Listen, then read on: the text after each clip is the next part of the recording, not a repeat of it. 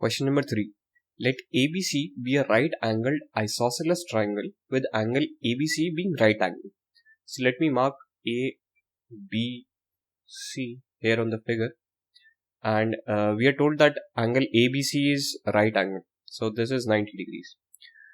So for an isosceles triangle, we should know the following details.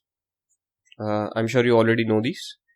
Side AB would be equal to side BC, and the hypotenuse AC is always equal to the square root of the sum of the squares of the other two sides. And since AB and BC are equal, in this case it would be root 2 times AB. Let's say AB and BC are equal to length x, so AC would be equal to root 2x. Now let D be the midpoint of AB, E be the foot of the perpendicular from D to the side AC, and F be the foot of the perpendicular drawn from E to the side BC. So D is this point. It's the midpoint of AB. So we know that AD would be x by 2. And we are told that from D, we are going to draw a perpendicular to the side AC, and the foot of that perpendicular is the point E. So this is E right here, and this angle is 90 degree. Okay, and F be the foot of the perpendicular drawn from E to the side BC. So this right here is F.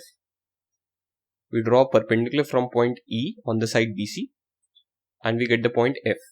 Now we are asked what is the value of FC upon BC. We already know BC is x. All we need to figure out is what is the value of FC. So let's start from the point D. We know that AD is going to be x by 2. We know that this angle is 90 degrees. And we also know that this angle is 45 degrees. This is given in the question that ABC is an isosceles triangle. So this is 45. So this makes angle ADE to be 45 as well. Now this is again an isosceles triangle AED. So we can figure out what is the value of AE. AE should be equal to whatever the hypotenuse is divided by root 2. Right, and this will turn out to be x upon 2 root 2. So now I have the value of AE. It's x upon 2 root 2. This is AE. Now that I know AE, I can figure out what is CE. So I'm interested in finding out what this value is. Why am I interested in finding this out? Because ultimately I would be able to find out CF from this. So how do we figure this out? We already know what AC is.